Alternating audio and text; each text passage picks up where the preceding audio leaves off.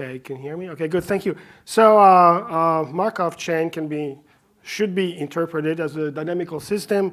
The notation here, we've got a row vector, a probability distribution mapped to x times s, where s is an n by n stochastic matrix. We'll assume that the diagonals are positive is just a small technical, unimportant hypothesis. And so x is a point in the unit simplex. And in this way, we know, this is the fundamental theorem of Markov chains, that this dynamical system will always be attracted to a fixed point. And now to prove this, it's all classical, but the point is there are two parts. One is combinatorics and the other is algebra. The combinatorics part goes like this. You look at the graph induced by the stochastic matrix in the obvious sense. So you've got these directed graphs with probability on the edges. And then you just look at it graph theoretically and you compute its condensation, which is a fancy way of saying that you look at the connected component, the strongly connected components. Okay, there you go. That defines an acyclic digraph, which obviously has a sink, or at least one. Here it's got two. And that's it, you're done with the combinatorics. Now the algebra will tell you that the system will have an attracted manifold of dimension k minus 1. That's pretty much the end of the story. But what this picture shows, at least visually, is that the probability mass flows to the red, from the blue to the red. This is an interesting thing and it never flows back. So this is a hint of renormalization, which is an old technique that originated in quantum field theory, then migrated to statistical mechanics after World War II, and then went into dynamics, but actually really started in dynamics for the study of the solar system. But let's not go there. The basic concept is when you have a complex dynamics with lots of moving parts, you want to be able to break it up and coarse grain into subsystems that somehow make sense, that are sort of respectful of the semantics of the dynamics, so that you can analyze the system at all scales. So here, for example, even though you would never actually say that, but you can think of this as a renormalized system by which you've got a hierarchy of parts, and there's only two levels, so it's really trivial. But the point here is that these arrows are reversed, and so you know that now there's a new dynamical system which takes place not on the graph, but on this tree. And the way it goes is things move up, and then they move down, and then that's it. So it's extremely trivial, simple, but that is the germ of the theory that we want to pursue when we have changing topology. So what happens when the graph edges changes at every time step? Of course, what you could do is treat each time step as a separate graph and use the classification we just saw for this. But this lack of coherence, is easy to see, would make this construction completely worthless, because it's not trying to understand the time evolution of the beast. So then, if you think of this dynamical system, now the new one we're interested in is one very similar, but the stochastic matrix S is a function of x, which is the current distribution that you have in the chain. So the vertices stay the same, but this graph will just change. Okay, so for example, suppose you have a random variable y that depends on x. So what you could do is just simply, you have two matrices A and B, and you do a random walk, and either you pick A or you pick B at any step. And to know which one you pick, you look at the variance of y over that current distribution. If it's bigger than 1, you pick 1, and so on. All right, so this is a trivial example of something nonlinear Markov chain. The field has been studied intensely in physics, but physicists think differently because they have lots of symmetries on their hands, which we computer scientists stuck in the discrete world don't have. So there's not a great deal that actually can be transferred, I'm afraid. So the basic question, how do we renormalize a sequence? A Markov chain defines over an infinite sequence of graphs is a big question. Okay, so you have this trivial picture. Now what happens? That's this question mark that I need to deal with. So we know we're going to have a hierarchical clustering of dynamic graphs. To some extent, that's what we're shooting for, because that's what renormalization is all about. But point number one, forget syntactical way of doing things. This is going to have to be semantics, okay? I mean, usually when you have a graph and you want to cluster it or whatever, you get yourself a metric, a distance of some kind, and then you try to minimize, the partitioning into so many parts and so on and so forth. Who gave you that distance? Well, you just chose it. See, here we're playing a totally different game. There's going to be a semantics that tells you what the rules of the game are. And that will tell you how you cluster. You don't get yourself some kind of distance that you like. So here's a simple example. This is a game of soccer between two of the best teams in the world, Barcelona and Real Madrid. And if you ask anybody who is not a soccer fan to cluster things, they would probably do it the wrong way. But any cluster, any soccer fan, coach, player, kid, will immediately see that the first cluster are these two guys, or these three, okay? For all kinds of reasons, if you understand how soccer works, and that would be true for every sport, it's got nothing to do with the geometry. It has to do with the rules of soccer.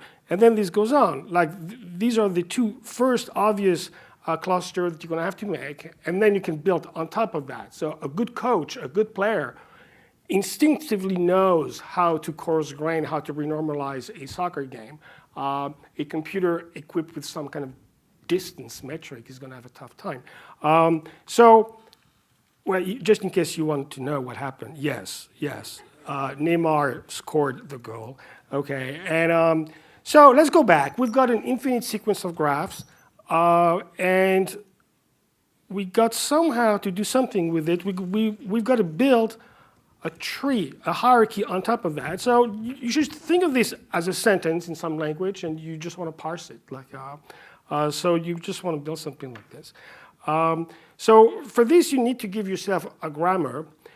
And again, the grammar has to be defined just to make some statement about Markov chains in general. Markov chains is simply trying to monitor the progression of paths, okay? And now, since we're looking at dynamic graphs, we're talking about temporal paths. So you take this edge. So here you have two graphs, G and H, and you define the product of G times H to be the graph with the same vertices, but now an edge XY is simply taking a path of length 2, with the first edge in G, the second edge in H, and you turn that into a single edge in your product GH. So this allows you to define this product of temporal walks, of temporal graphs. And so because we have self-loops, we have these nesting sequences in the obvious way. Now, these inclusions cannot all be strict because there's a finite number of edges. And so there will come a point when you have the last strict inclusion. So what we could do is be concerned about it and decide that this last inclusion is a critical moment in the history of the system, and we are going to parse by looking at the infinite sequence and take that moment, G5, where that happens, and then we could recursively do the same on the left and then on the right. So this would be a one production grammar, which will allow you to do some kind of renormalization. But it's not very interesting because it would only give you time renormalization. It would never break up the graph into anything. Okay, so we need to be a little bit fancier. The first thing we need to ask is, when that last inclusion is strict, why is it that the others, there's an infinite number of future inclusions, and they're not strict? I mean, which means they are equalities. And so why? How is that happening? Well, there must be something special in these graphs. Okay, so this is how you define a certain subgraph called the transitive front. And I won't get into details here. So this is TF, the transitive front. And when you do the parsing, you indicate this knowledge that you have the transitive front edge, and this is going to play a very important role. In particular, when H happens to be a complete graph or a complete graph attached to an extra node, then something magical happens, because now you can use the standard time renormalization. And this production is very important because ultimately we're going to link all of these business to dynamical systems. And if you think in terms of looking for fixed points or attractors, then you have to look at Lyapunov exponents and contractivity, and this is where it happens. So this is the one production that will link to the dynamical systems. Now, the network renormalization is a bit more technical, but the intuition, I think, is pretty simple. When you have a sequence of graphs, you look at the information and you see where it flows, where this probability flows, okay? Now, it could be sometimes that you have disjoint subgraphs, so they don't flow between, so you can decouple. So that gives you a production that decouples the system. Or you can have a one-way decoupling. The information can only go from here to here, but not the other way. This happens in the condensation. So anyway, you can play with these concepts, and eventually you come up with a grammar that allows you to parse any, and I claim that this is the right way of doing it. Now let's move on to dynamical systems and see how does this help us do anything. So again, go back to this nonlinear Markov chain setup where the stochastic matrix S depends on X. So let's assume for the time being that the unit simplex is cut up into little partitions into polyhedral pieces.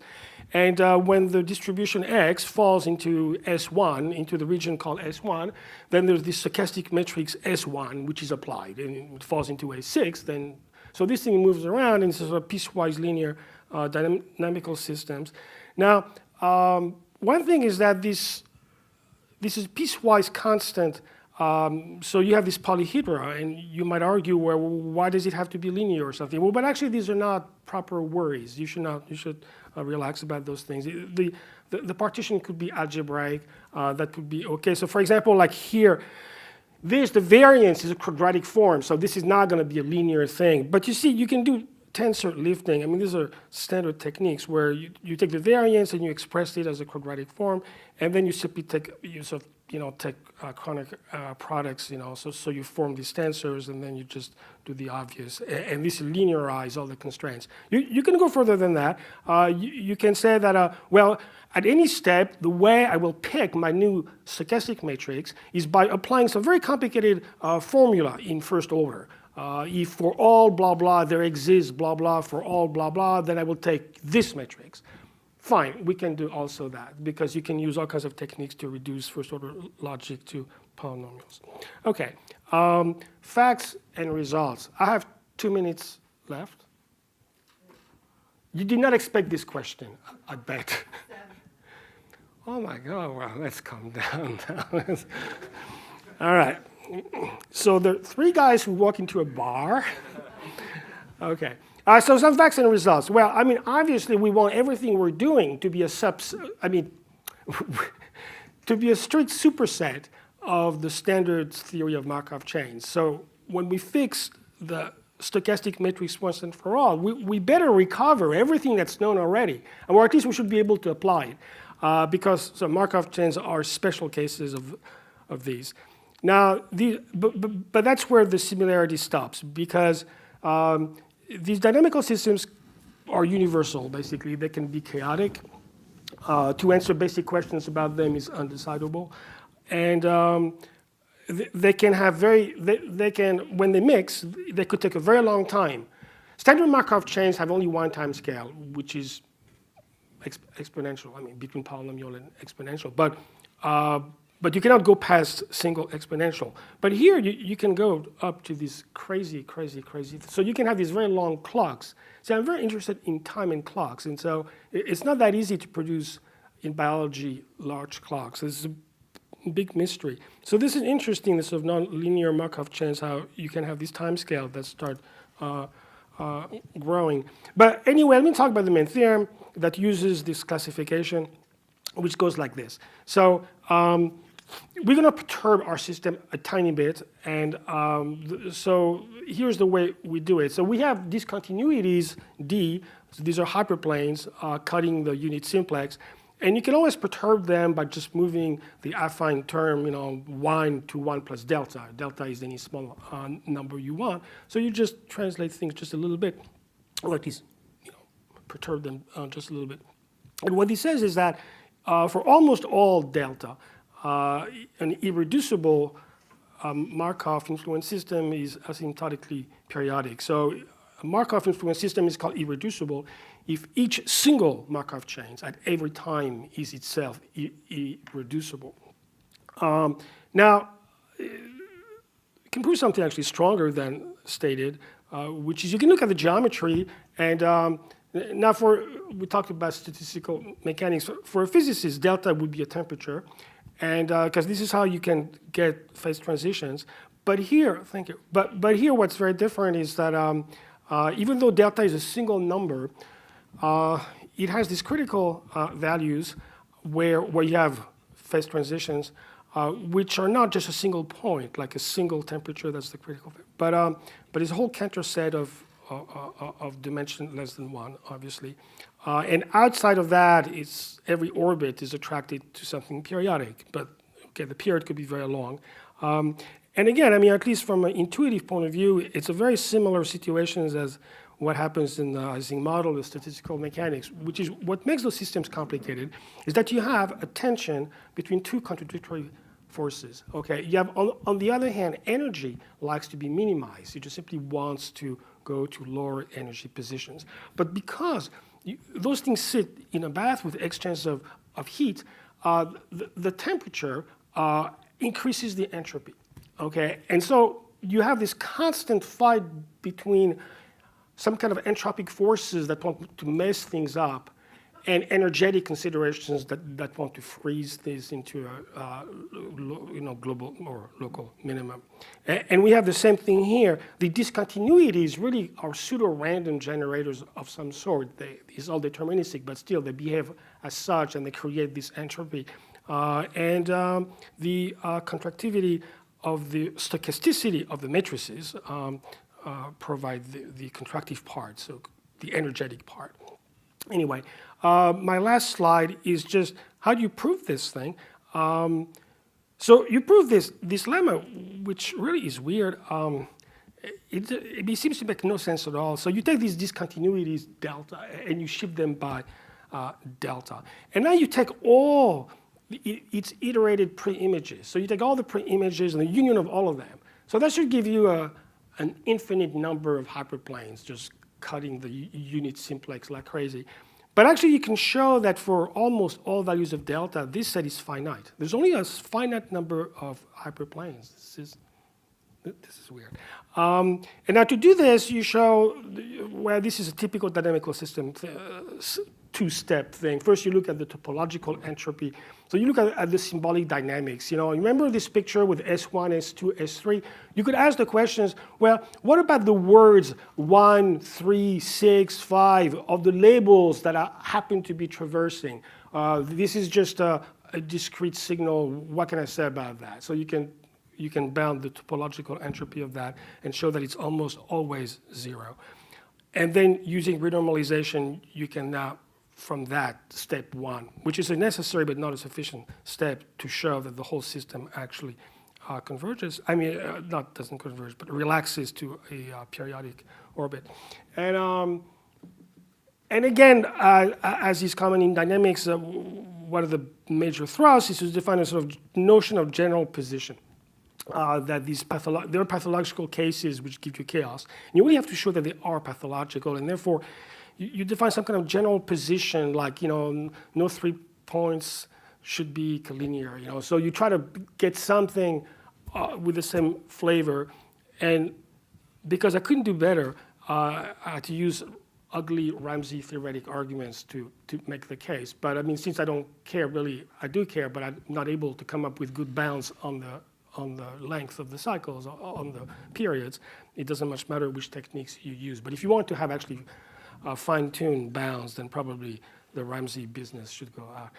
And okay, so I am done. So the paper also has extensions to weakly irreducible and condensation systems, whatever they are. But I insist that this is just the tip of the iceberg. The worst message you could take from this is that somehow I presented a problem and I just solved it. That could not be further from the truth.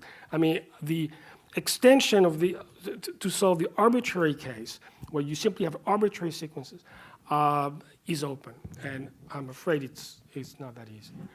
Okay, thank you.